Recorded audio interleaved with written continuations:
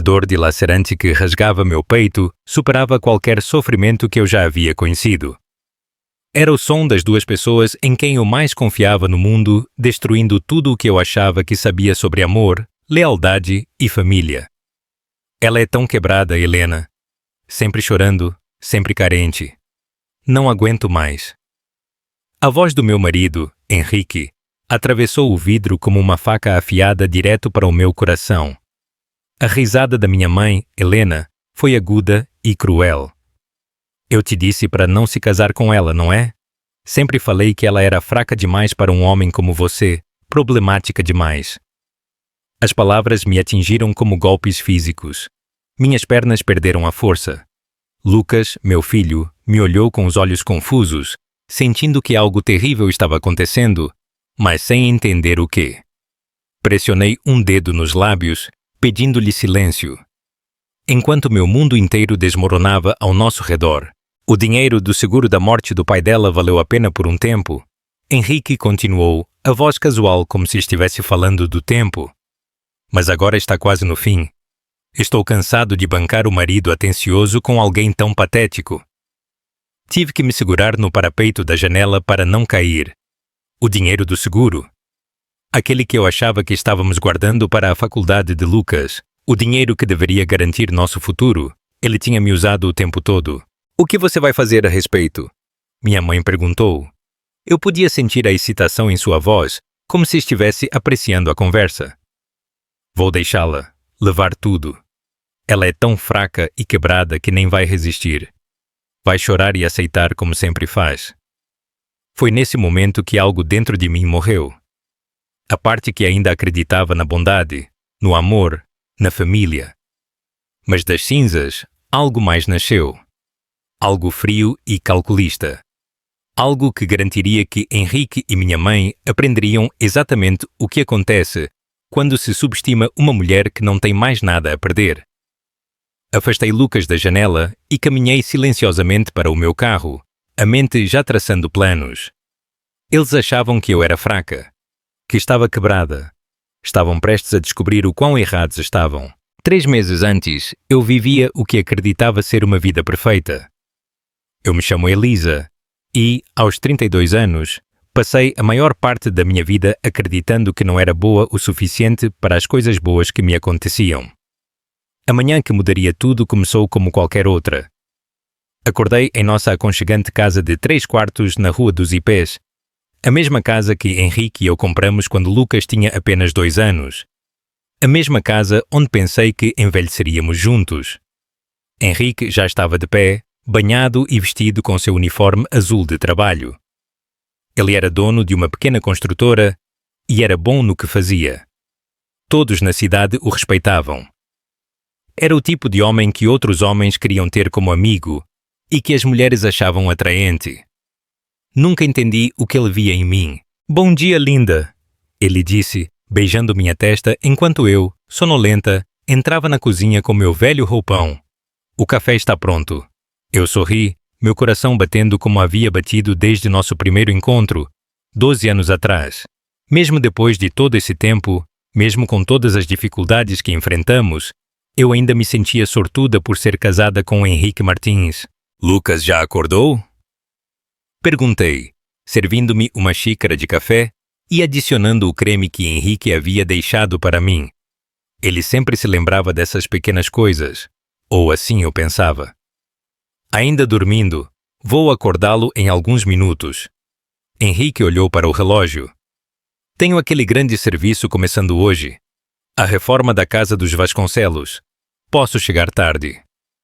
Eu assenti, acostumada com suas longas horas. O ramo da construção era imprevisível, especialmente em uma cidade pequena como Ribeirão do Sol. Mamãe ligou ontem. Eu disse, mexendo meu café. Ela quer que a gente vá visitá-la neste fim de semana. Faz tempo que não vamos. O rosto de Henrique mudou por um segundo.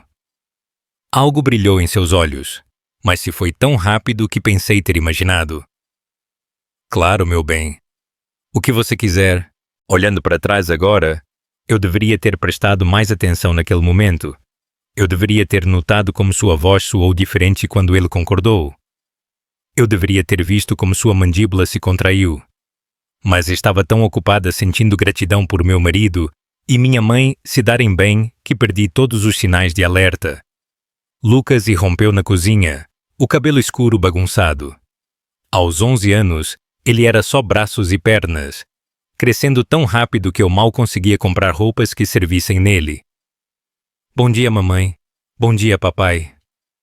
Ele pegou uma fatia de pão na bancada e deu uma grande mordida. Devagar, querido. Eu ri. O café da manhã não vai a lugar nenhum. Henrique bagunçou o cabelo de Lucas. Ouça sua mãe, filho. Ela sabe o que fala. A maneira como ele disse, tão calorosa e amorosa, fez meu peito se encher de emoção. Esta era minha família. Essas duas pessoas eram meu mundo inteiro. Sem eles, eu não era nada. Ou, pelo menos, era o que eu acreditava na época. Henrique saiu para o trabalho com seu beijo e "eu te amo" na porta, como de costume. Lucas pegou o ônibus escolar a tempo e eu me acomodei em minha rotina de sempre. Arrumar a casa, lavar roupa e me preparar para meu emprego de meio período na biblioteca local. Eu adorava trabalhar lá. Era um lugar tranquilo e pacífico, e eu podia ajudar as pessoas a encontrar livros que talvez mudassem suas vidas da mesma forma que os livros haviam mudado a minha. Ler era a minha fuga, crescendo em uma casa onde minha mãe criticava tudo o que eu fazia. Os livros me mostraram que havia outras maneiras de viver. Minha supervisora, Dona Navarro, estava organizando as devoluções quando cheguei. Bom dia, Elisa. Você está ótima hoje. Dona Navarro era uma das poucas pessoas que me faziam sentir valorizada. Ela tinha uns 60 e poucos anos, com olhos gentis e um jeito suave de falar que me lembrava da avó que eu nunca tive. Obrigada, Dona Navarro. Como foi o seu fim de semana? Lindo, querida. Meu neto veio me visitar. Ele tem mais ou menos a idade do Lucas, sabe? Vocês deveriam se conhecer um dia. Eu sorri e assenti, mas por dentro senti aquele nó familiar de ansiedade. Fazer planos com outras famílias significava arriscar que elas vissem o quão quebrada eu era. E se Lucas sentisse vergonha de mim? E se os outros pais pensassem que eu não era boa o suficiente? A manhã passou calmamente. Ajudei uma jovem mãe a encontrar livros infantis para seu filho. Auxiliei um senhor idoso na pesquisa de sua árvore genealógica e organizei as novas chegadas de ficção. Tarefas simples, mas que me faziam sentir útil. Eu estava reorganizando a seção infantil quando ouvi Dona Navarro conversando com outra bibliotecária, a Carmen, no balcão principal. Eu vi o Henrique Martins no café ontem na hora do almoço, disse Carmen. Ele estava com a Helena Vargas. Pareciam bem à vontade, se é que você me entende. Minhas mãos congelaram no livro que eu segurava. Helena Vargas era o nome da minha mãe. Sério? Dona Navarro parecia surpresa. Eu não sabia que eles se conheciam tão bem. Ah, eles pareciam se conhecer muito bem, disse Carmen com aquele tom que as pessoas usam quando insinuam algo sem dizer diretamente. Meu coração começou a bater mais rápido. Provavelmente havia uma explicação inocente. Talvez Henrique tivesse encontrado minha mãe em algum lugar e eles decidiram almoçar. Talvez estivessem planejando uma surpresa para mim. Mas uma sensação fria se instalou no meu estômago, mesmo assim. Tentei me concentrar no meu trabalho pelo resto do dia, mas as palavras de Carmen continuavam ecoando em minha mente. Pareciam bem à vontade, se é que você me entende. Quando peguei Lucas na escola, quase sugeri irmos ao local da obra para ver o pai dele, mas algo me impediu, um sentimento que eu não conseguia nomear. Naquela noite, Henrique chegou em casa quase às 10. Ele parecia cansado, as roupas empoeiradas de trabalho. Desculpe, meu bem, dia longo. Ele me deu um beijo rápido na bochecha e foi para o banho. Como está o trabalho dos Vasconcelos? Perguntei. Bem. Muito bem. Vai nos manter ocupados por semanas. Mas quando olhei pela janela, notei que o caminhão dele estava completamente limpo, sem poeira, sem sujeira. Nada que indicasse que ele tinha passado o dia todo em uma obra. Naquela noite, enquanto Henrique dormia ao meu lado, Eu olhei para o teto e tentei afastar os pensamentos que se rastejavam em minha mente. Henrique me amava. Ele me escolheu. Tínhamos uma vida boa juntos. Mas a dúvida, uma vez que cria raízes, é difícil de matar. As semanas seguintes se passaram em uma névoa estranha. Na superfície, tudo parecia normal. Henrique ia para o trabalho, Lucas para a escola, eu para a biblioteca. Jantávamos juntos a maioria das noites. Assistíamos televisão em família nos fins de semana. Mas por baixo, algo havia mudado. Eu me peguei prestando atenção em coisas que nunca havia notado antes. A maneira como Henrique às vezes parecia distraído durante as conversas. Como ele havia começado a levar o celular para todos os lugares, até mesmo para o banheiro. O fato de que ele havia mudado a senha e inclinado a tela para longe de mim quando o usava. Coisas pequenas. Coisas que poderiam ter explicações inocentes. Mas se somavam. Comecei a notar coisas sobre minha mãe também. Como ela sempre parecia saber detalhes sobre o trabalho de Henrique que eu não havia compartilhado com ela. Como ela perguntava por ele primeiro sempre que eu ligava, antes de perguntar por Lucas ou por mim. Como está o Henrique com aquele grande projeto de construção? Ela perguntava. Mas eu não tinha contado a ela sobre nenhum grande projeto. Quando mencionei isso a Henrique, ele simplesmente deu de ombros. Provavelmente ouviu falar na cidade. Você sabe como as pessoas em Ribeirão do Sol fofocam? Isso era verdade. Ribeirão do Sol era o tipo de cidade pequena onde todos sabiam da vida de todos, mas ainda assim, parecia estranho. Então chegou o dia que mudou tudo. Era uma quinta-feira no início de novembro. Lucas teve meio período na escola, por causa de uma reunião de pais, e eu havia tirado a tarde de folga da biblioteca para passar tempo com ele. Podemos visitar a vovó Helena? Lucas perguntou, enquanto estávamos sentados na mesa da cozinha, dividindo um sanduíche de queijo quente. Minha mãe sempre insistia que Lucas a chamasse de vovó Helena, em vez de apenas vovó. Ela dizia que soava mais sofisticado. Para mim, soava frio, mas eu nunca discutia. Não sei, querido. Devemos ligar primeiro para ter certeza de que ela está em casa. Mas quando tentei ligar para a casa dela, o telefone foi direto para a caixa postal. O celular dela fez o mesmo. Talvez ela esteja fazendo compras, Lucas sugeriu. Podemos passar de carro para ver se o carro dela está lá. Minha mãe morava a uns 20 minutos de distância, na casa em que eu cresci, um lugar pequeno e arrumado, com um jardim do qual ela se orgulhava e vizinhos que ela conhecia há 30 anos. Tudo bem, eu concordei. Mas se ela não estiver em casa, voltamos outro dia.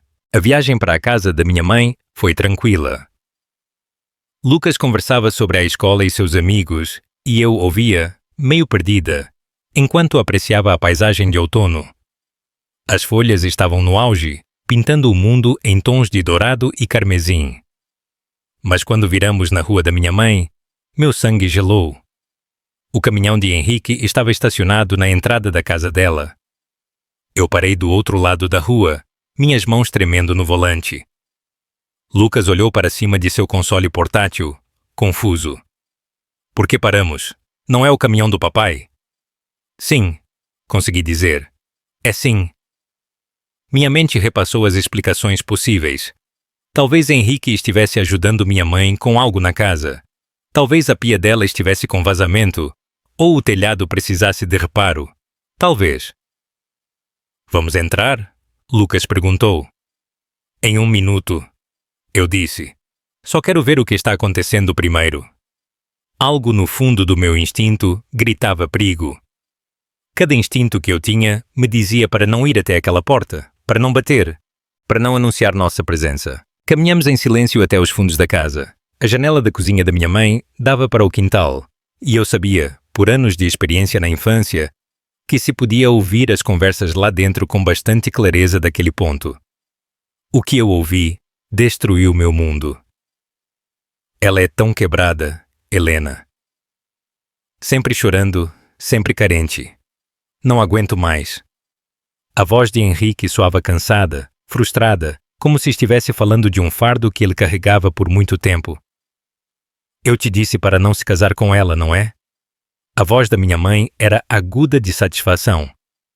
Sempre falei que ela era fraca demais para um homem como você, problemática demais.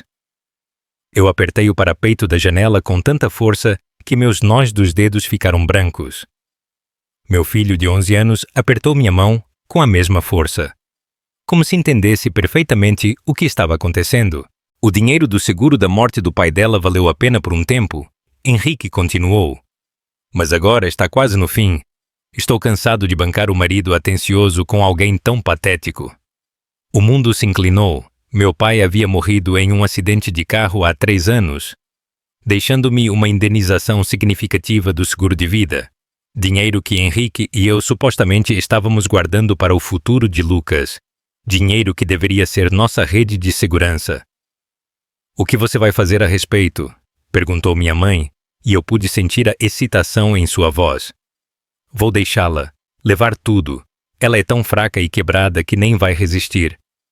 Vai chorar e aceitar, como sempre faz. Ambos riram então. Eles riram da minha dor, da minha fraqueza, da minha natureza confiante. Quando? Perguntou minha mãe. Em breve, talvez depois das festas. Não quero estragar o Natal do Lucas. A criança não merece isso. Você é mole demais, disse minha mãe. Ele tem sido uma decepção desde o dia em que nasceu. Fraco, assim como o pai dele.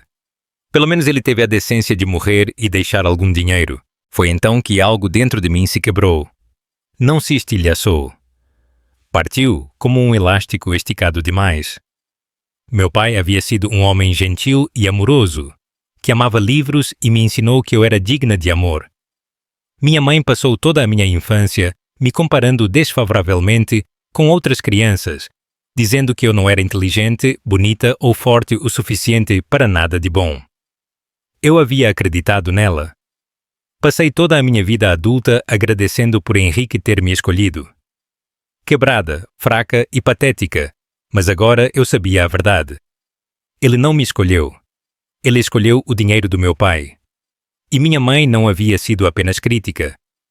Ela estava ativamente trabalhando para destruir minha autoestima, para que, quando este momento chegasse, eu estivesse quebrada demais para lutar. Caminhei de volta para o carro com as pernas instáveis. Lucas olhou para mim com preocupação. Mamãe, você está bem? Você está tão pálida. Estou bem, querido. Eu disse, minha voz surpreendentemente firme. Mudança de planos. Estamos indo para casa. Mas e o caminhão do papai? Não deveríamos dizer oi? O papai está ocupado ajudando a vovó Helena com algo. Nós o veremos em casa.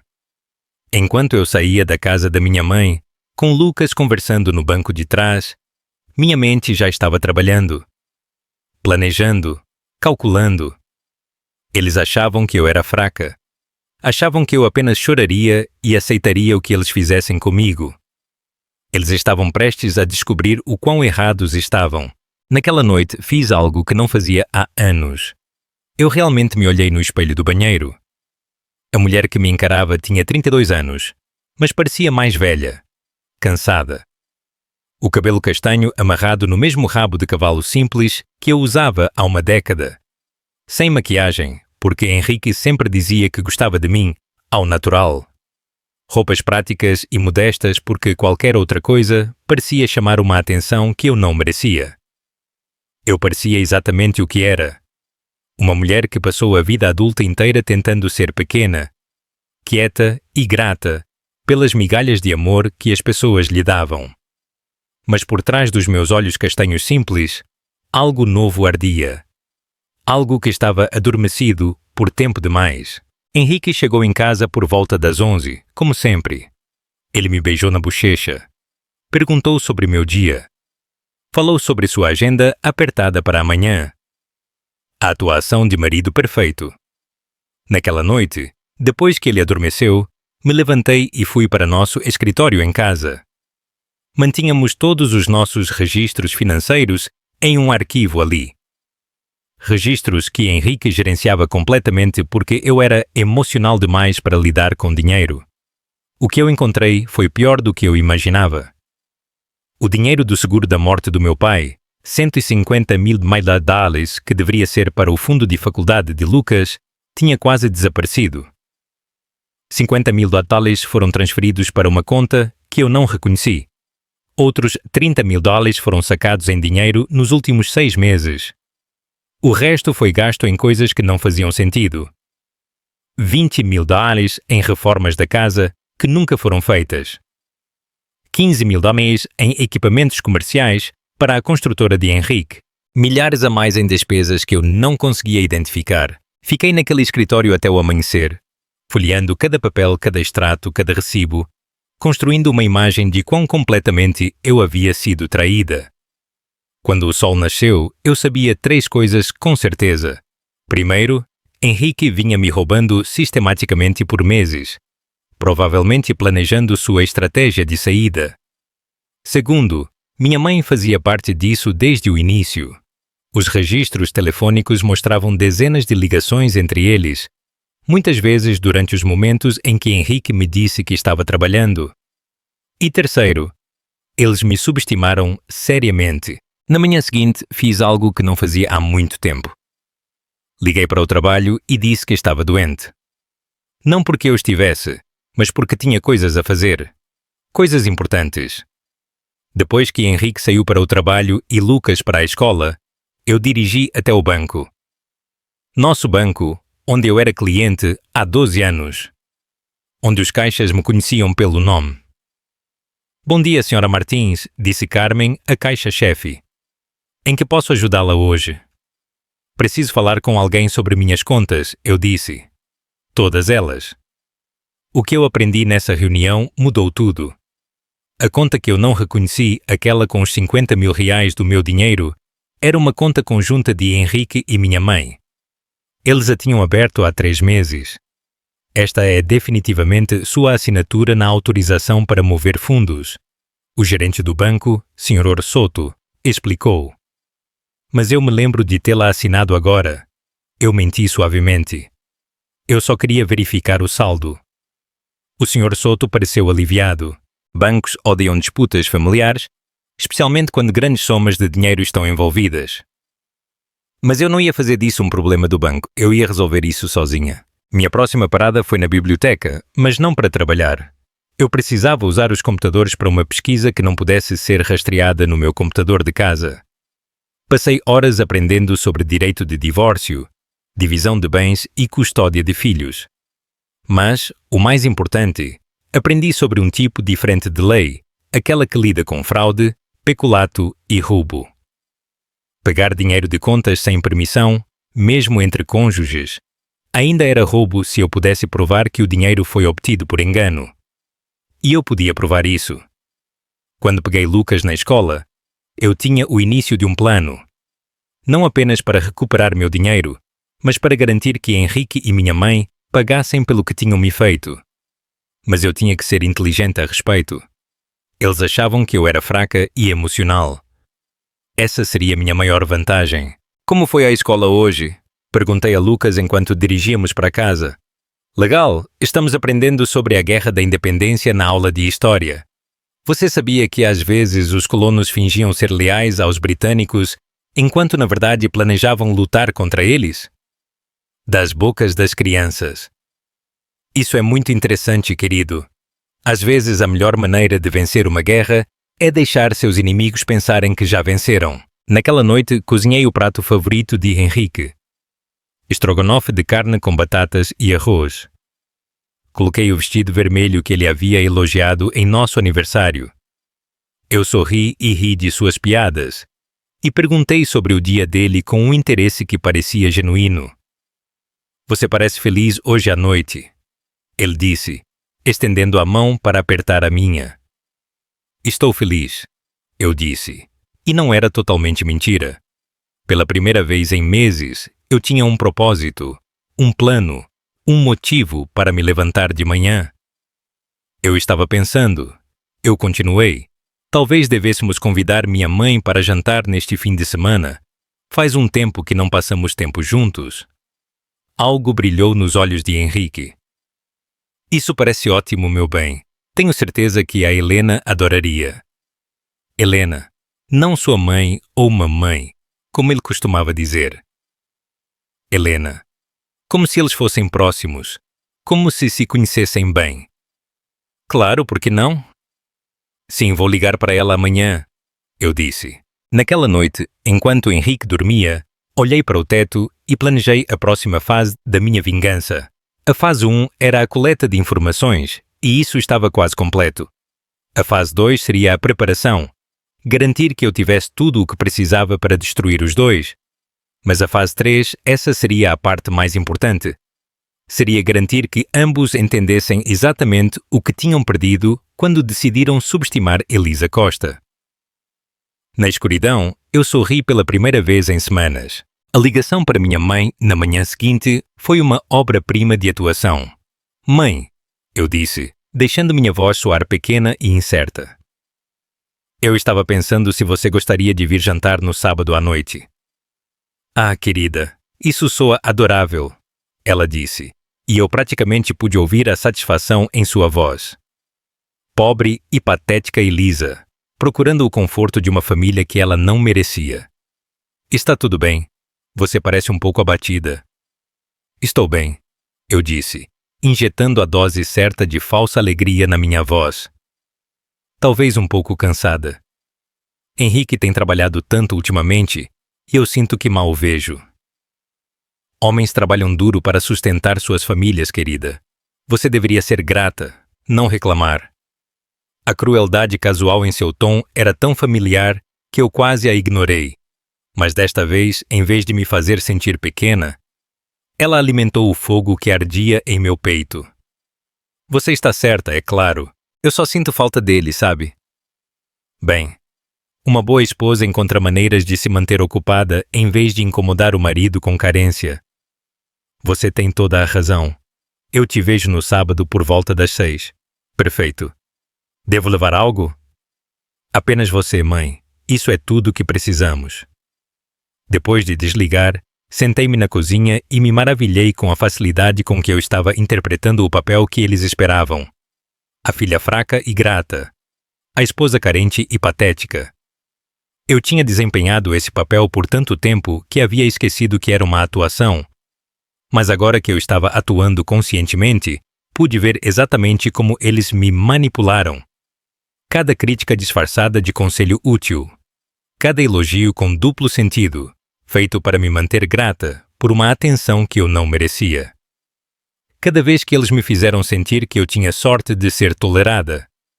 A raiva que me preencheu então era limpa, fria e determinada. Minha próxima parada foi em uma papelaria, onde comprei um pequeno gravador digital. O tipo que estudantes universitários usavam para gravar palestras.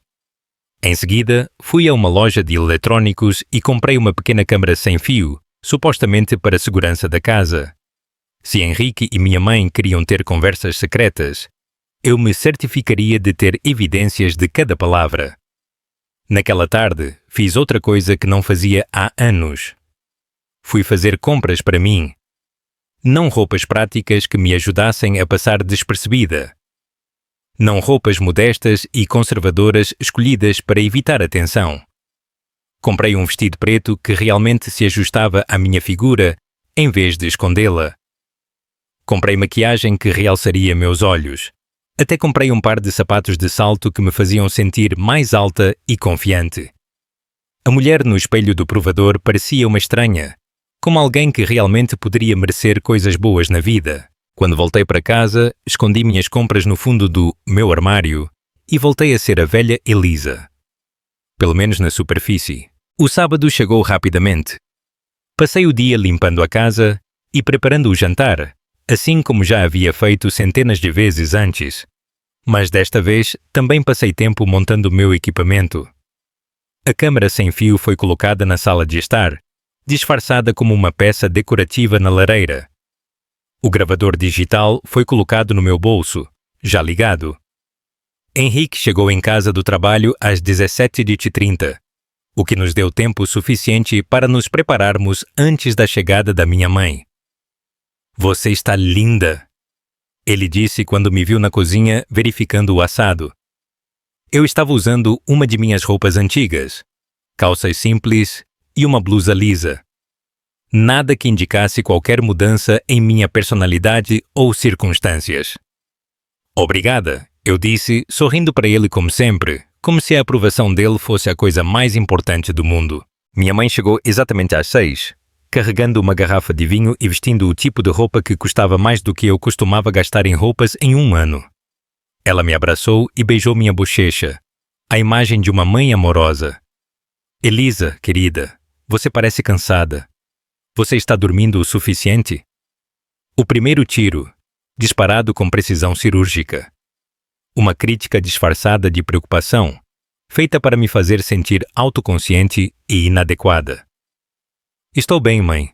Apenas ocupada com o Lucas e o trabalho e tudo mais. Bem, você sabe o que dizem. O trabalho de uma mulher nunca termina. Ela riu e entregou o vinho para Henrique. Olá, Henrique. Você está maravilhoso como sempre. A maneira como ela olhou para o meu marido me deu arrepios. Havia algo possessivo em seu olhar, algo que sugeria posse. Mas eu sorri e agradeci pelo vinho e servi o jantar como se nada estivesse errado. A conversa durante o jantar foi uma tortura. Minha mãe e Henrique continuavam trocando olhares quando pensavam que eu não estava vendo. Eles tinham piadas internas das quais eu não fazia parte. Eles falavam sobre pessoas e eventos de maneiras que deixavam claro que tinham discutido essas coisas em particular. Ah, Henrique, minha mãe disse em um ponto, você finalmente consertou aquele problema de licença com a prefeitura? Meu sangue gelou. Henrique não havia me mencionado nenhum problema de licença, mas ele respondeu facilmente, como se fosse um tópico que eles já haviam discutido. Sim, finalmente resolvi. Obrigado por perguntar. Que problema de licença? Perguntei inocentemente. Apenas coisas do trabalho, meu bem. Nada para se preocupar. Mas minha mãe estava assentindo como se soubesse exatamente de que problema de licença ele estava falando. Depois do jantar, eu me desculpei para ir buscar a sobremesa na cozinha. Enquanto eu estava fora, pude ouvi-los conversando em voz baixa na sala de jantar. Eu não conseguia distinguir as palavras, mas o tom era íntimo, familiar. Quando voltei com o bolo, eles estavam sentados um pouco distantes demais, como se tivessem estado mais perto antes de eu entrar. Isso parece delicioso, querida, disse Henrique, mas seu sorriso parecia forçado. O resto da noite foi uma mistura de conversas triviais e sorrisos falsos. Minha mãe foi embora por volta das 9, com outro abraço e um beijo que parecia ácido em minha pele. Obrigada por uma noite adorável, querida. Deveríamos fazer isso mais vezes. Definitivamente, eu concordei. Família é muito importante. Depois que ela se foi, Henrique me ajudou a lavar a louça. Sua mãe parecia se divertir, ele disse. Sim, fico feliz que vocês dois se deem tão bem. Ela é uma boa mulher. Ela te criou bem. As mentiras saíram dele com tanta facilidade. O engano casual era impressionante. Naquela noite, deitada na cama ouvindo Henrique dormir, planejei a próxima fase da minha vingança. Agora eu tinha evidências, conversas gravadas que deixariam claro que eles estavam tendo discussões secretas sobre coisas que eles estavam me escondendo, gravações de vídeo da linguagem corporal e interações deles. Mas eu precisava de mais. Eu precisava de evidências do roubo financeiro. Eu precisava de documentação do caso deles. Porque agora eu estava certa de que era isso. O mais importante, eu precisava que eles se incriminassem completamente. E eu sabia exatamente como fazer isso acontecer. A oportunidade veio antes do que eu esperava. Na quarta-feira seguinte, Henrique anunciou que trabalharia até tarde novamente. Prazo apertado no trabalho dos Vasconcelos. Ele disse, beijando minha testa no café da manhã. Posso não voltar para casa até depois da meia-noite. Mas quando eu passei pela casa dos Vasconcelos na hora do almoço, não havia caminhões de trabalho lá, nenhum sinal de atividade de construção. Naquela noite, depois que Lucas foi para a cama, fiz algo que teria parecido impossível apenas um mês atrás. Entrei no meu carro e dirigi até o pátio de construção onde Henrique guardava seus equipamentos. O caminhão dele não estava lá, as luzes estavam apagadas e não havia sinal de atividade. De lá, dirigi até a casa da minha mãe. O caminhão de Henrique estava na entrada. Desta vez, eu estava preparada. Estacionei a 2 quadras e voltei a pé, ficando nas sombras. Eu tinha meu gravador digital em um bolso e meu telefone no outro, pronta para tirar fotos, se necessário. A conversa que ouvi naquela noite foi o último prego em seu caixão. Quando você vai contar a ela? A voz da minha mãe era aguda de impaciência. Depois do Natal, eu prometi ao Lucas que faria um bom Natal para ele. Você é mole demais. Ela não merece consideração. Olha, Helena, eu sei que você está ansiosa para acabar com isso, mas eu tenho que pensar no meu filho. Seu filho ficará melhor sem aquela mulher patética o arrastando para baixo. Ambos ficarão. Houve uma longa pausa. Então, a voz de Henrique novamente, mais baixa.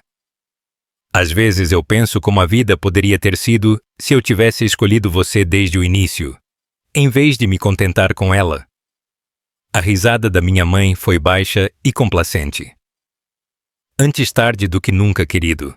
Assim que você se livrar dela, finalmente poderemos ficar juntos como deveríamos ter ficado o tempo todo. Como deveríamos ter ficado? As palavras me atingiram como um golpe físico. Não era apenas uma questão de dinheiro ou conveniência. Eles estavam apaixonados o tempo todo. Meu marido e minha mãe. Você já descobriu como conseguir o resto do dinheiro? Minha mãe perguntou. A maior parte já está transferida para nossa conta. Ela é tão confiante que assina o que eu coloco na frente dela. A casa vai dar mais trabalho, mas eu tenho falsificado a assinatura dela nos documentos de refinanciamento. Quando eu pedir o divórcio, não vai sobrar nada para ela lutar. E o Lucas? Minha mãe perguntou. Eu vou conseguir a custódia. Quem daria uma criança para uma mulher com histórico de depressão e instabilidade mental? Ela tem um histórico disso? A risada de Henrique foi fria. Ela terá, quando meu advogado terminar de montar o caso. As peças se encaixaram com uma clareza nauseante. A maneira como Henrique vinha me encorajando a ver uma terapeuta por causa da minha ansiedade. A maneira como ele vinha documentando meus surtos emocionais. Momentos em que eu havia chorado ou ficado frustrada, como qualquer pessoa normal. Ele vinha montando um caso contra mim por meses, talvez anos, criando um rastro de papel que me pintaria como uma mãe inapta. Eu gravei mais 20 minutos da conversa deles, documentando seus planos para destruir minha reputação, roubar meus bens e tirar meu filho. Quando saí furtivamente daquela casa, eu tinha evidências suficientes para enterrar os dois, mas eu ainda não tinha terminado. Na manhã seguinte, fiz 3 ligações. A primeira foi para uma advogada de divórcio na cidade vizinha, alguém que Henrique não conheceria e que não teria nenhuma conexão com a nossa comunidade local. Eu preciso documentar uma fraude financeira conjugal e planejar uma estratégia de divórcio, eu disse, e preciso de sigilo absoluto até estar pronta para agir.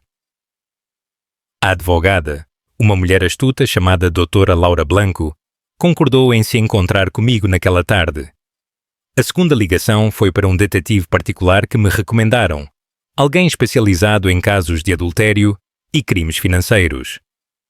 A terceira ligação foi para o meu banco, mas não para o Sr. Soto. Para a supervisora dele, uma mulher chamada Marta Ruiz, que lidava com casos de fraude. Eu acredito que meu marido tem falsificado minha assinatura em documentos financeiros, eu disse. Eu preciso documentar isso, mas não quero que ele saiba que estou investigando ainda. Marta foi profissional e compreensiva.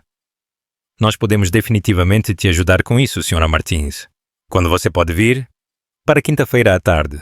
Eu tinha um rastro de papel que documentava cada coisa ilegal que Henrique havia feito com o nosso dinheiro. Eu tinha fotos dele na casa da minha mãe, quando ele supostamente estava trabalhando. Eu tinha conversas gravadas que provavam o caso deles e seus planos para me destruir. Eu também tinha um congelamento judicial de todas as nossas contas, programado para entrar em vigor no momento em que eu pedisse o divórcio. Mas eu ainda não estava pronta para jogar minhas cartas. Eu queria que eles afundassem ainda mais em seu buraco. Chegou a sexta-feira à noite. Eu cozinhei o prato favorito de Henrique novamente. Desta vez, eu estava usando o novo vestido preto que havia comprado, junto com a maquiagem que realçava meus olhos. Ele notou imediatamente.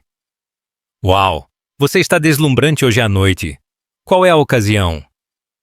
Eu preciso de uma ocasião para ficar bonita para o meu marido? Eu perguntei, sorrindo para ele de uma maneira que teria sido genuína um mês atrás. Durante o jantar, eu toquei em algo que o fez empalidecer. Eu estava pensando, eu disse casualmente. Talvez devêssemos planejar umas férias para o Natal. Um lugar quente. Lucas nunca viu o oceano. Isso parece caro, Henrique disse cautelosamente. Ah, eu não acho que dinheiro seja um problema. Eu falei com a seguradora do meu pai hoje e eles disseram que pode haver benefícios adicionais que eu não sabia. Algo sobre juros compostos em pagamentos atrasados. A mentira saiu da minha boca tão suavemente que me surpreendeu. Mas o efeito em Henrique foi imediato e satisfatório. Ele quase engasgou com o vinho. Sério? Quanto dinheiro estamos falando? Eles ainda não têm certeza. Poderiam ser outros 50 mil lis, 50 mil dólares, talvez mais. Eles vão me ligar na próxima semana com os valores finais. O rosto de Henrique passou por uma série de expressões. Surpresa, ganância, cálculo e finalmente algo que se parecia com pânico. Isso é maravilhoso, querida. Realmente maravilhoso. Mas eu pude ver as engrenagens girando em sua cabeça. Se mais dinheiro do seguro estava vindo, ele ia querer colocar as mãos nele antes de me deixar. O que significava que ele teria que atrasar o plano dele. O que significava que eu tinha mais tempo para preparar meu golpe final. Naquela noite, depois que Henrique adormeceu, ouvi-o se levantar por volta das 2 da manhã. Ouvi pela fresta da porta do nosso quarto enquanto ele fazia um telefonema da cozinha. Helena? Sim, sou eu. Temos um problema. Eu me arrastei até o topo da escada, com o dispositivo de gravação na mão. Ela diz que mais dinheiro do seguro está vindo. Outros 50 mil reais. Não acho que ela suspeite de nada. Ela é muito estúpida para perceber. Nós podemos ter que esperar mais do que o planejado. Eu sei. Mas se agirmos muito rápido e perdermos esse dinheiro... A voz dele sumiu enquanto ele se aprofundava na cozinha. Mas eu tinha ouvido o suficiente. Eles iriam atrasar o plano de me destruir até que pudessem roubar ainda mais dinheiro que não existia. Perfeito. As 2 semanas seguintes foram as mais difíceis da minha vida. Não pelo que Henrique e minha mãe estavam fazendo comigo. A traição deles não me machucava mais. O difícil era fingir ser a mesma mulher fraca e grata que eles esperavam que eu fosse enquanto eu me preparava para destruir os dois. Toda manhã, eu acordava e colocava a máscara da velha Elisa. Humilde. Ansiosa. Grata por qualquer pedaço de atenção ou afeto. Eu cozinhava as comidas favoritas de Henrique. Eu perguntava sobre o dia dele com um interesse que parecia genuíno. E eu me certificava de que Lucas nunca suspeitasse que algo estava errado. Mas por baixo, eu era uma mulher transformada. Eu passava minhas horas de almoço me encontrando com advogados e investigadores. Eu documentava cada mentira, cada roubo, cada momento de traição. Eu construí um caso tão sólido que nenhum juiz no mundo permitiria que Henrique saísse com meu dinheiro ou meu filho. O detetive particular, um ex-policial chamado Miguel Torres, foi particularmente útil. Em 30 anos fazendo este trabalho, ele me disse durante uma de nossas reuniões: eu nunca vi uma documentação tão completa. Seu marido não está apenas traindo e roubando. Ele criou um rastro de papel que prova a intenção criminosa. De que tipo de acusações estamos falando? Perguntei. Fraude, peculato, falsificação. Se a promotoria quiser ir com tudo, ele pode pegar 5 a 10 anos de prisão. O pensamento deveria ter me feito sentir culpada. Este era o pai do meu filho, o homem que eu amei por 12 anos, mas tudo o que senti foi uma fria satisfação. Enquanto isso, Henrique ficava mais nervoso a cada dia. O dinheiro do seguro imaginário que eu havia mencionado estava supostamente sendo processado pela empresa, e ele continuava perguntando quando eu teria notícias. Essas coisas levam tempo, eu dizia a ele, mas eles me garantiram que valeria a pena esperar. Minha mãe também ficou impaciente. Ela começou a ligar com mais frequência, sempre perguntando sobre o dinheiro do seguro daquele jeito casual, que não era nada casual. Alguma notícia da seguradora, querida? Ainda não, mãe, mas espero que em breve. Ela agiu surpresa que eu não contei. Bem, você sabe o que dizem. Coisas boas vêm para quem espera. Se ela soubesse o quão verdadeiro isso seria. O momento que eu estava esperando chegou em uma quinta-feira à tarde, no início de dezembro. Henrique anunciou que trabalharia até tarde novamente, mas desta vez ele cometeu um erro. O trabalho dos Vasconcelos está atrasado. Ele disse: talvez eu tenha que trabalhar o fim de semana inteiro para recuperar o atraso. Mas eu tinha passado pela casa dos Vasconcelos naquela tarde. Estava completamente terminada. A família já estava se mudando. Naquela noite, eu o segui novamente. Mas em vez de ir para a casa da minha mãe, ele dirigiu para um motel nos arredores da cidade. O tipo de lugar que as pessoas iam quando não queriam ser vistas. O carro da minha mãe já estava no estacionamento. Eu estacionei do outro lado da rua e esperei. Pela janela do quarto, pude ver duas figuras se movendo. Eu não conseguia distinguir os detalhes, mas não era necessário. O detetive particular havia-me dado uma câmera com uma lente de telefoto e eu a usei para documentar tudo. O caminhão de Henrique no estacionamento do motel. O carro da minha mãe ao lado. A marca de tempo mostrando que eram 20h47 de uma quinta-feira quando ele supostamente estava trabalhando, mas a verdadeira prova veio quando eles finalmente saíram do quarto. Eles estavam tão à vontade um com o outro, tão casuais. Henrique tinha o braço em volta da cintura da minha mãe. Ela riu de algo que ele disse, olhando para ele com óbvio afeto. Eles pareciam um casal de verdade que estava junto há muito tempo. Eu tirei fotos de tudo. Depois dirigi para casa e as carreguei na pasta criptografada que o detetive particular havia configurado para mim. Quando Henrique chegou em casa à meia-noite, eu estava esperando com uma xícara de chá e uma expressão de preocupação. Foi um dia longo? Perguntei com simpatia. Exaustivo, mas estamos fazendo progresso. Isso é bom. Eu fico preocupada com você trabalhando tanto. Ele me beijou no alto da cabeça e eu tive que lutar para não me afastar do toque dele. Você é boa demais para mim, Elisa. Se ele soubesse. Na manhã seguinte, fiz a ligação para a qual eu havia me preparado por semanas. Laura, é Elisa Costa. Eu estou pronta para protocolar. Você tem certeza? Uma vez que iniciarmos este processo, não há como voltar atrás. Tenho certeza. Eu quero protocolar hoje e quero que o congelamento da conta entre em vigor imediatamente. Considere feito. Você pode estar no meu escritório às 14h? Eu estarei lá. Antes de ir para o escritório da advogada, fiz uma última coisa. Liguei para a construtora para a qual Henrique afirmava estar trabalhando e pedi para falar com o capataz do trabalho dos Vasconcelos. Trabalho dos Vasconcelos? O homem parecia confuso. Esse trabalho foi concluído há 2 semanas, desde meados de novembro. Me desculpe, devo ter entendido errado. Meu marido, Henrique Martins, disse que estava trabalhando lá esta semana. Henrique Martins? Nós não temos nenhum trabalho em andamento esta semana. Temporada de baixa, você sabe. A última peça do quebra-cabeça se encaixou. Henrique não apenas trabalhava para uma construtora. Ele era dono de uma pequena, mas o negócio estava devagar e, em vez de me dizer a verdade, ele vinha fingindo ter um emprego estável enquanto me roubava e planejava sua fuga. Às 14h, sentei no escritório de Laura Blanco e assinei os papéis que destruiriam a vida do meu marido. O congelamento das contas entra em vigor no final do expediente de hoje. Ela explicou. Ele não poderá acessar nenhuma das contas conjuntas, nem o dinheiro que ele transferiu para a conta dele com a sua mãe. E a casa?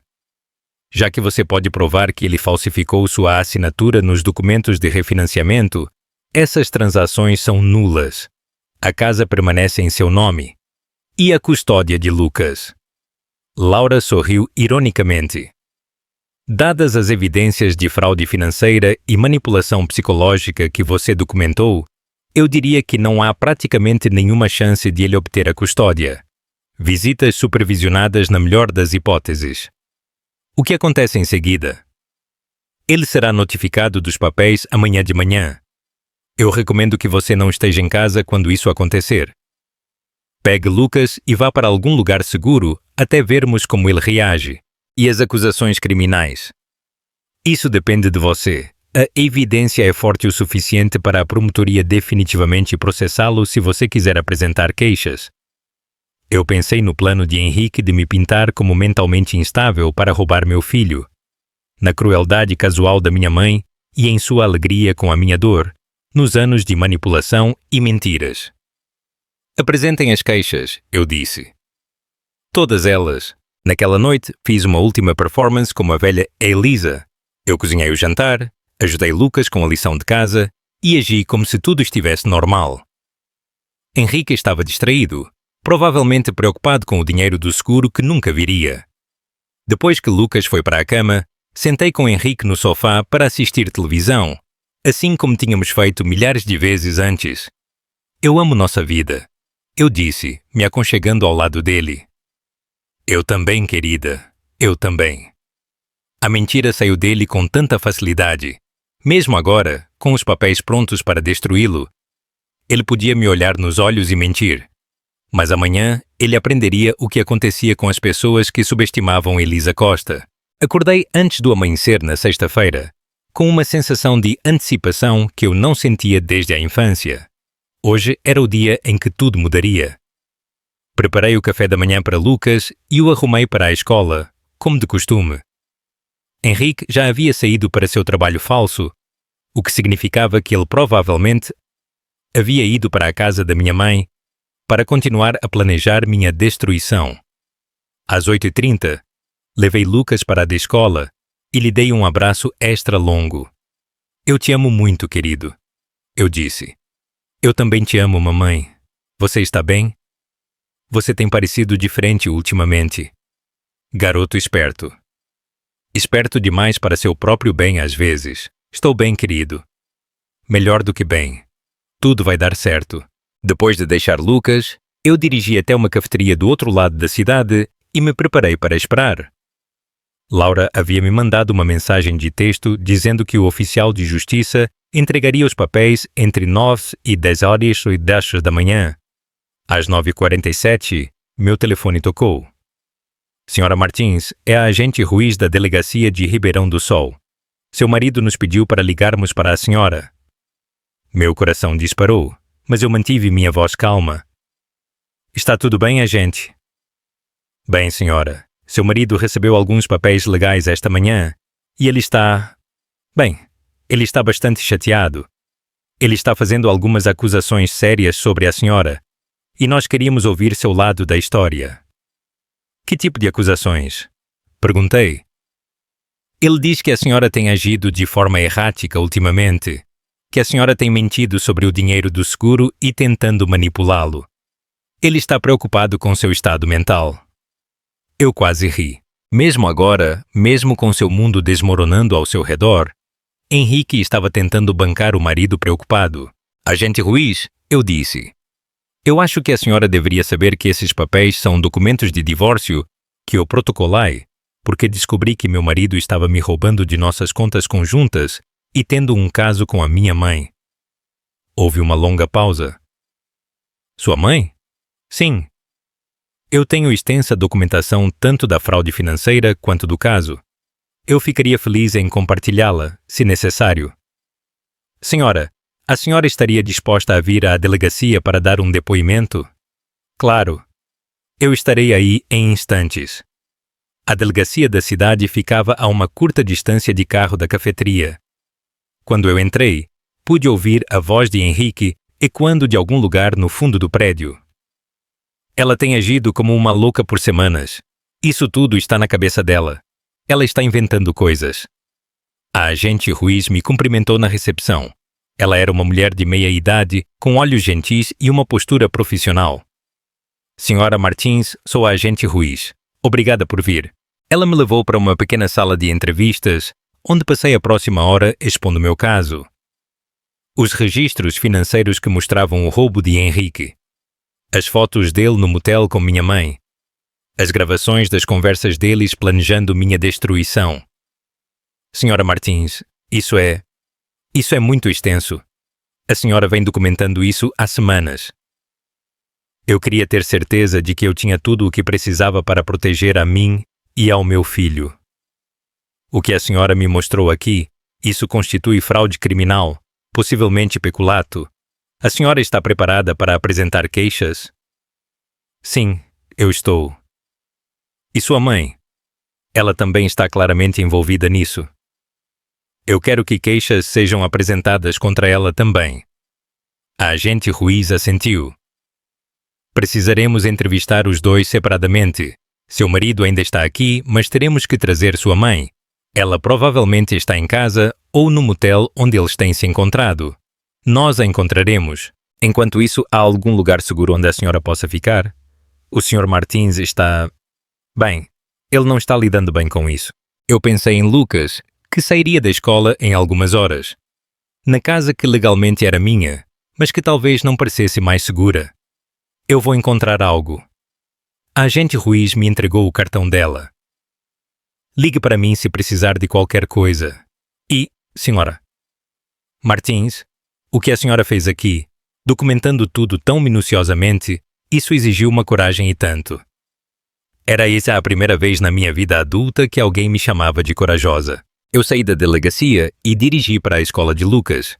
Era apenas meio-dia, mas eu precisava vê-lo, abraçá-lo e me lembrar por que eu estava fazendo tudo isso. Eu o encontrei no almoço e pedi à professora para falar com ele em particular. Lucas, querido, eu preciso te contar uma coisa importante. O rosto dele ficou sério imediatamente. Tudo bem, mamãe. Papai? O papai está passando por algumas dificuldades agora e provavelmente teremos que ficar em outro lugar por alguns dias enquanto os adultos resolvem as coisas. Você e o papai vão se divorciar? A pergunta me atingiu como um soco no estômago. Eu estava tão focada na minha vingança que quase esqueci que isso também machucaria Lucas. Sim, querido. Nós vamos nos divorciar. Lucas ficou em silêncio por um longo momento, brincando com o sanduíche. É por causa da vovó Helena? Eu quase caí do banco da cafeteria. O que você quer dizer? Eu os ouvia falando no telefone às vezes. Quando o papai achava que eu estava dormindo, eles soavam como se gostassem muito um do outro, mais do que a família deveria gostar. Meu filho de 11 anos havia descoberto o que eu fui cega demais para ver por meses. Lucas, eu preciso que você saiba que nada disso é sua culpa, ok? Às vezes, os adultos tomam decisões ruins, mas isso não significa que eles não amem seus filhos. Você ainda gosta do papai? Era a pergunta mais difícil que me fizeram. Um mês atrás, a resposta teria sido um sim, automático. Bem, eu amo o homem que eu pensava que seu pai era, eu disse, cautelosamente. Mas acontece que ele não era quem eu pensava que era. Nós vamos ficar bem? Eu abracei meu filho e o abracei forte. Nós vamos ficar mais do que bem, querido. Eu prometo. Naquela tarde, fiz o check-in em um hotel do outro lado da cidade. Nada chique, apenas um lugar limpo e seguro, onde eu e Lucas podíamos decidir nossos próximos passos. Meu telefone tocou com ligações e mensagens de texto o dia todo. Algumas de Henrique, que variavam de raivosas a suplicantes e ameaçadoras. Algumas da minha mãe. A maioria era variações de como você pode fazer isso com sua própria família? Mas a ligação que importava chegou às 18 horas, enquanto eu e Lucas comíamos pizza e assistíamos a desenhos animados. Senhora Martins? É a agente Ruiz. Nós prendemos seu marido e sua mãe. Eles estão sendo acusados de fraude, peculato e conspiração para cometer crimes financeiros. O que acontece agora? Eles provavelmente serão soltos sob fiança amanhã, mas terão ordens de restrição contra eles. Eles não terão permissão para entrar em contato com você ou com Lucas diretamente. E o dinheiro que eles roubaram, a promotoria está confiante de que poderemos recuperar a maior parte dele. A conta para a qual eles transferiram foi congelada e estamos trabalhando para rastrear os saques em dinheiro. Depois que desliguei, sentei na cama do hotel e tentei processar tudo o que havia acontecido. Esta manhã, eu estava casada com um homem que eu pensava amar, vivendo em uma casa que eu pensava ser segura, parte de uma família que eu pensava ser real. Esta noite, eu estava divorciada. Meu marido e minha mãe estavam na cadeia e toda a minha vida havia sido revelada como uma mentira elaborada. Mas pela primeira vez em anos, eu me senti livre. Lucas olhou para cima de seus desenhos animados. Mamãe, você está chorando? Eu toquei meu rosto e percebi que estava chorando, mas não eram lágrimas de tristeza. Estou bem, querido. São lágrimas de felicidade. Às vezes, os adultos choram quando estão felizes, quando eles finalmente se libertam de algo que os estava machucando. Lucas considerou seriamente. Nós somos livres agora? Eu olhei para meu filho. Meu filho corajoso, inteligente e maravilhoso, que merecia muito mais do que a família quebrada que eu vinha tentando manter unida. Sim, Lucas, nós somos livres. O julgamento aconteceu 6 meses depois, na primavera. A essa altura, eu e Lucas já tínhamos nos instalado em nossa nova vida em um pequeno apartamento do outro lado da cidade. Não era tão grande quanto nossa antiga casa, mas era nosso de uma forma que aquela casa nunca tinha sido. Eu havia voltado a trabalhar em tempo integral na biblioteca e Dona Navarro havia sido incrivelmente solidária em tudo. A cidade inteira havia ficado sabendo do escândalo, é claro. Em um lugar como Ribeirão do Sol, notícias como essa se espalham mais rápido do que fogo. Mas em vez do julgamento e da pena que eu esperava, a maioria das pessoas foi surpreendentemente solidária.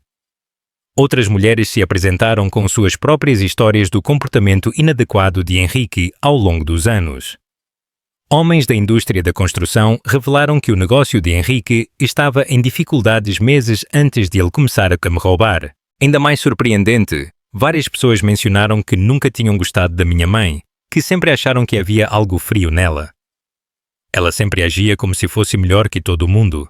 Dona Navarro me disse uma tarde, como se estivesse fazendo um favor ao mundo por existir. O julgamento em si foi quase anticlimático.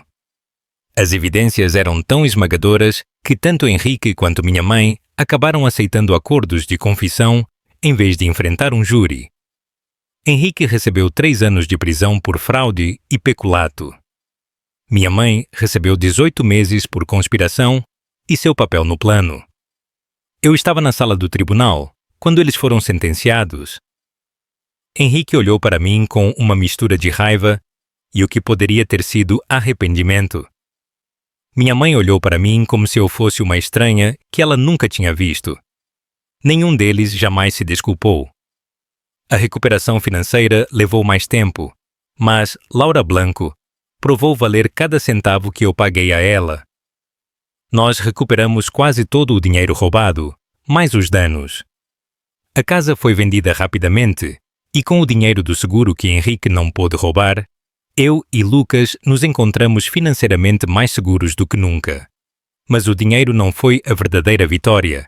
A verdadeira vitória foi no que eu havia me tornado no processo de lutar por isso. No dia seguinte à sentença, fiz algo que nunca havia feito antes. Fui a um salão de cabeleireiro e pedi uma transformação completa. Eu quero parecer uma pessoa com quem ninguém pode brincar, eu disse à cabeleireira, uma jovem chamada Cristal, com mechas roxas no cabelo e olhos gentis.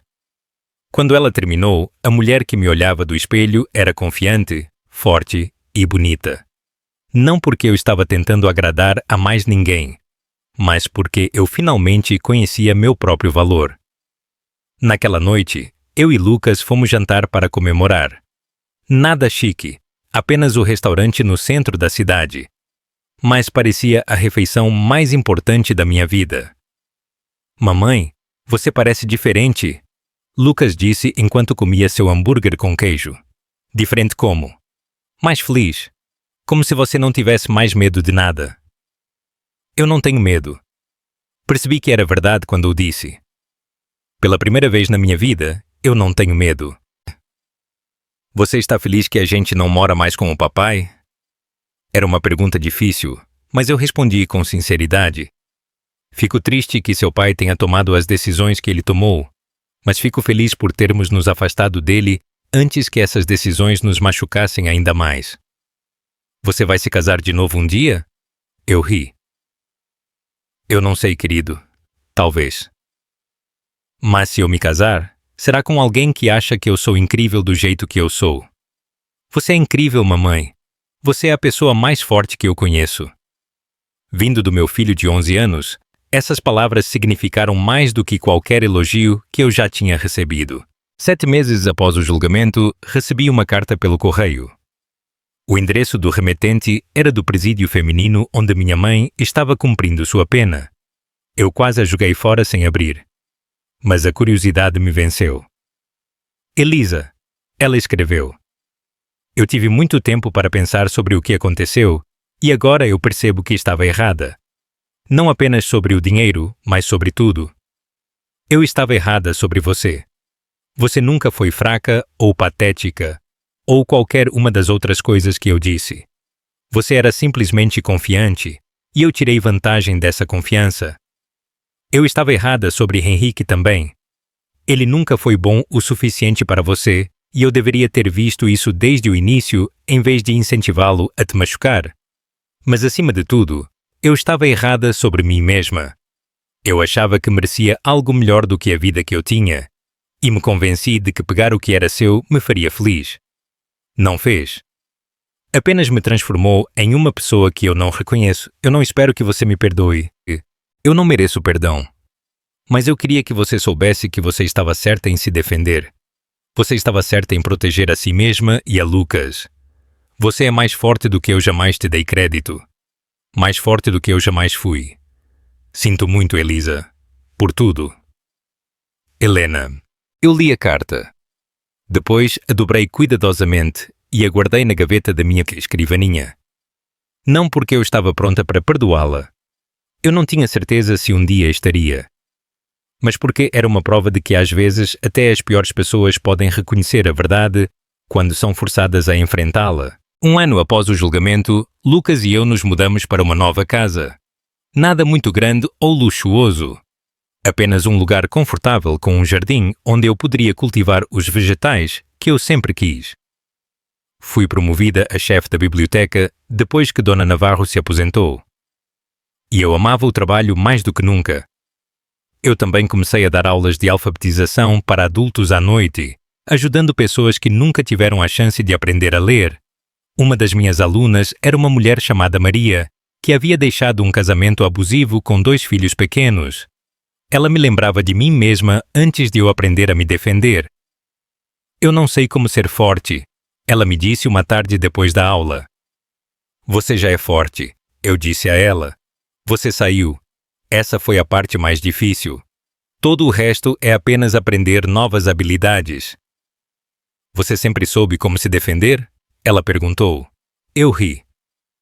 Maria, 1 ano atrás, eu teria pedido desculpas por respirar muito alto. Força não é algo com que você nasce. É algo que você constrói. Uma decisão de cada vez. Qual foi sua primeira decisão? Eu pensei naquele dia na janela da cozinha da minha mãe, ouvindo Henrique e minha mãe planejarem minha destruição. O momento em que algo dentro de mim finalmente disse, chega. Eu decidi que eu era digna de lutar por mim mesma. Eu disse. Todo o resto veio a partir disso. 5 anos se passaram desde aquele dia de novembro em que meu mundo se estilhaçou. Lucas tem 16 anos agora. Alto e confiante, e nada parecido com a mulher quebrada que eu costumava ser. Ele nunca pediu para visitar o pai na prisão, e eu nunca insisti no assunto. Henrique foi solto depois de cumprir 2 anos e meio de sua pena. Ele se mudou para outro estado e nunca tentou entrar em contato conosco. Eu soube por amigos em comum que ele está trabalhando na construção novamente, morando em um pequeno apartamento, tentando reconstruir sua vida. Minha mãe foi solta depois de 14 meses. Ela se mudou para Curitiba para morar com sua irmã, e nós não nos falamos desde que ela saiu. Eu não tenho certeza se algum dia falaremos novamente, e eu fiz as pazes com isso. As pessoas às vezes me perguntam se eu me arrependo do que fiz, se eu acho que a vingança valeu a pena por destruir meu casamento e mandar minha mãe para a prisão. A resposta é sempre a mesma. Eu não destruí meu casamento. Henrique o fez no momento em que decidiu me roubar e me trair com a minha própria mãe. Eu não mandei minha mãe para a prisão. Ela fez isso ao escolher participar de uma conspiração criminosa contra sua própria filha. Tudo o que eu fiz foi me recusar a ser uma vítima. A mulher que eu sou agora seria irreconhecível para a mulher que eu era há 5 anos. Eu administro a biblioteca com confiança e autoridade. Eu sou dona da minha própria casa. Eu viajei para lugares que eu nunca pensei que veria. Paris, Londres, Roma. Às vezes sozinha, às vezes com Lucas. Sempre com o conhecimento de que posso cuidar de mim mesma, onde quer que eu vá. Eu tive alguns encontros, mas não tenho pressa em me casar novamente. Eu gosto demais da minha independência e aprendi a ser muito cuidadosa com quem eu deixo entrar na minha vida. Qualquer homem que queira estar comigo terá que merecer esse privilégio. O mais importante, eu criei um filho que respeita as mulheres e entende que a verdadeira força vem de proteger as pessoas que não podem se proteger, não de tirar vantagem delas. Lucas vai para a faculdade no ano que vem.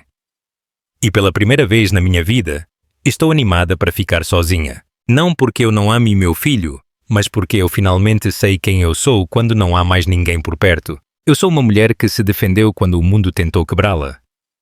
Eu sou uma mulher que descobriu que nunca foi tão fraca quanto todos lhe disseram que era. Eu sou uma mulher que aprendeu que a melhor vingança não é apenas sobreviver, mas prosperar. Às vezes, tarde da noite, quando não consigo dormir, eu penso naquele momento atrás da janela da cozinha da minha mãe. O momento em que eu ouvi as duas pessoas que eu mais amava planejarem minha destruição. Foi o pior momento da minha vida. Também foi o momento em que comecei a me tornar a mulher que eu sempre deveria ter sido. Eles achavam que estavam me destruindo. Em vez disso, eles me libertaram. E esse é um presente pelo qual serei grata pelo resto da minha vida.